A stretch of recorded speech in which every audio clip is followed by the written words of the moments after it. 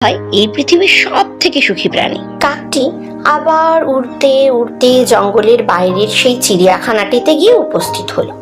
সেখানে গিয়ে সে ময়ূরটিকে দেখতে পেল। সে দেখল ময়ূরের খাঁচার সামনে অনেক লোকে ভিড় করে রয়েছে আর তার নাচ দেখছে। সবাই আনন্দ করে হাততালিও দিচ্ছে। এটা দেখার পর কাকটি মনে মনে নিশ্চিত হলো, হ্যাঁ, তোতা ঠিকই বলেছিল, ময়ূরই এই পৃথিবীর সব থেকে সুখী প্রাণী। এমন ভাবতে লাগলো আর নিজেকে নিয়ে, নিজের না পারা নিয়ে দুঃখ করতে লাগলো। অবশেষে ময়ূরের খাঁচার বাইরের ভিড় কমে গেল।